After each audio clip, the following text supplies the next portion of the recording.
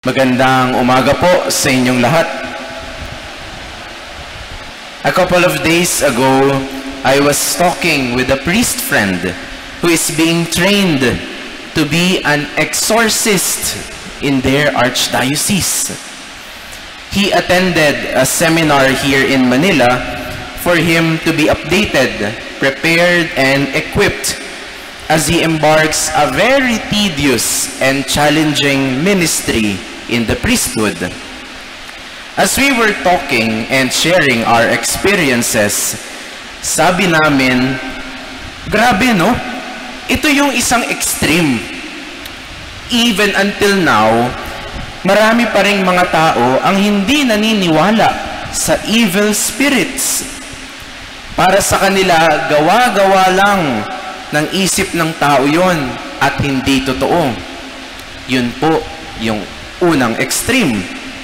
Pero meron ding other extreme na tila ba lahat na lang ng nangyayari sa buhay, lahat ng kamalasan, disgrasya, aksidente at kung ano-ano pa, gawa na agad ng demonyo o ng evil spirits. Other extreme.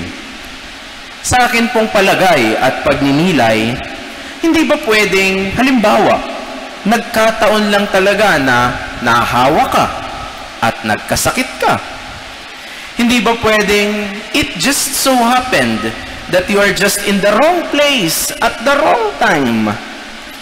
Hindi ba pwedeng talagang minalas tayo at dahil sa ating abuse of freedom, kaya nangyari sa atin ang mga bagay-bagay na iyon?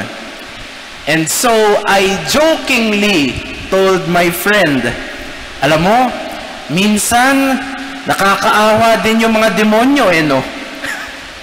Lagi na lang silang nasisisi. Kahit tayo naman talaga ang may kasalanan at hindi naman nila kagagawan. And we laughed at each other. You know, dear friends, Jesus was criticized by the Pharisees and the scribes in our gospel today because the disciples ate with unclean and unwashed hands.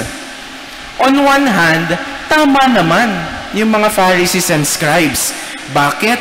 Nung pandemya nga po, di ba? Grabe ang hugas natin ng kamay. No? May mahawakan ka lang, sige ang spray ng alcohol at sanitizer. Magkanda ubos-ubos ang mga supply sa mga butika at grocery.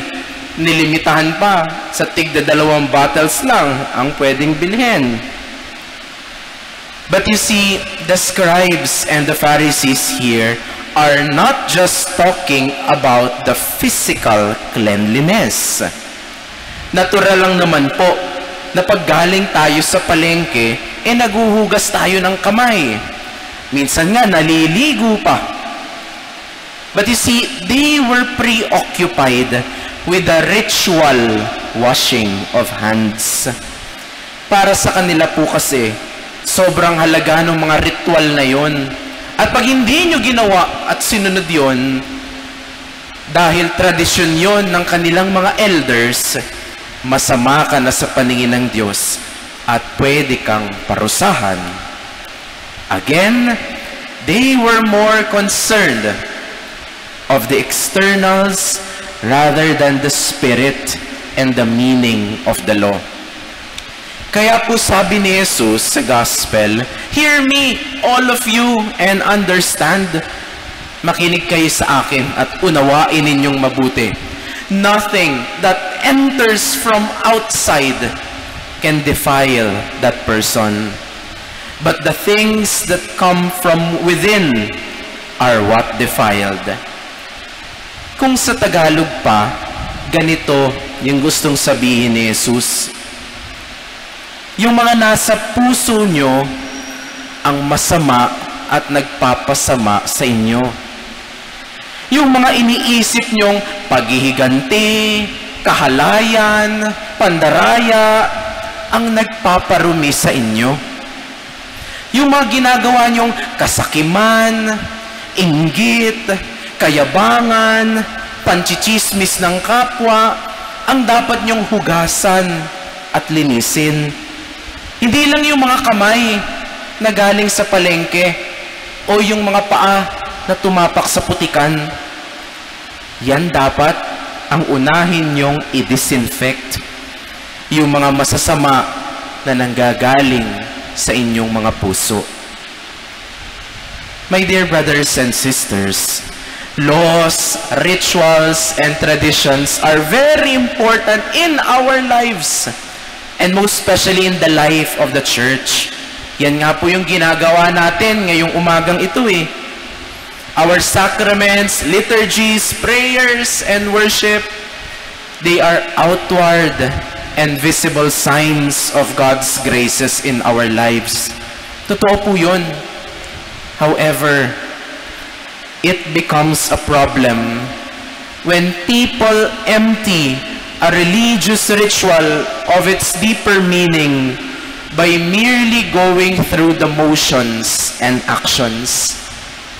More so, it is another problem when people put more value in lesser rituals rather than in the greater demands of justice and charity. Pag hindi na po tayo nagiging matulungin sa iba, hindi na tayo nagiging compassionate sa ating kapwa, hindi na tayo nagiging mapagmahal sa ating mga kapitbahay, at mas nagfo-focus na lamang po tayo sa ating mga ritual at mga tradisyon, doon po tayo magkakaroon ng problema. And so, dear friends, just as not all bad things in our lives are caused by the evil ones, not all things that come from outside can defile us. Marami pong pagkakataon, yung mga nasa loob natin, yung mga nasa damdamin natin, at yung mga nasa puso natin, yan po yung mga dapat nating linisin. Kaya, kayo po, kamusta na ang inyong mga puso? Amen.